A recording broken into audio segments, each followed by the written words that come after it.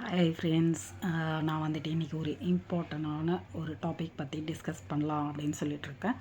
என்ன அப்படின்னு பார்த்தீங்கன்னா 1948 இண்டஸ்ட்ரியல் ஆக்ட்.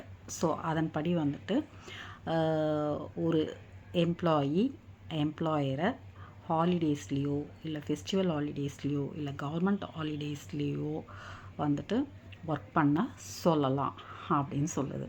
என்னடா இது அப்படின்னு பார்க்குறீங்களா எம்ப்ளாயர்லாம்? ஸோ இந்த ஹாலிடேஸில் வந்துட்டு ஒர்க் வச்சாங்கனாலுமே அப்படின்னாலுமே செம்ம ஸ்ட்ரெஸ் ஆகிடும். அதுவும் சாட்டர்டே சண்டேஸு, தென் வந்துட்டு கவர்மெண்ட் ஹாலிடேஸு, ஃபெஸ்டிவல் ஹாலிடேஸ் இதெல்லாம் வந்துட்டு ஆஃபீஸ்க்கு வர சொன்னாங்க அப்படின்னா கண்டிப்பாக வந்துட்டு இரிட்டேட்டிங் ஆகும், எல்லாருக்குமே செம்ம கடுப்பாகும். பட் லா வந்து இந்த மாதிரி தான் சொல்லுது. பட் சம் கண்டிஷன்ஸ் என்ன அப்படின்னு பார்த்தீங்கன்னா, இப்போ லீவ் டேஸில் வந்துட்டு வர சொல்கிறாங்க, ஒர்க் பண்ண சொல்கிறாங்க அப்படின்னா அந்த எம்ப்ளாயி வந்து டபுள் த அமௌண்ட் வந்து அன்னைக்கு பே பண்ணணும். ஒன்று.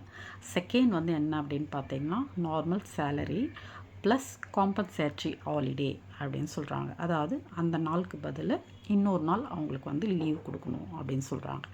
அதே மாதிரி கண்டினியூஸாக 1 வீக் ஃபுல்லாக வந்துட்டு லீவே இல்லாமல் வேலை வந்து வைக்கக்கூடாது அப்படின்னும் வந்துட்டு சொல்லுது. அட்லீஸ்ட் வீக்லி ஒன்ஸாவது வந்து கண்டிப்பாக லீவ் வந்து கொடுக்கணும் அப்படின்னு சொல்லிட்டு லா சொல்லுது. நான் சொல்ல. தேங்க்யூ.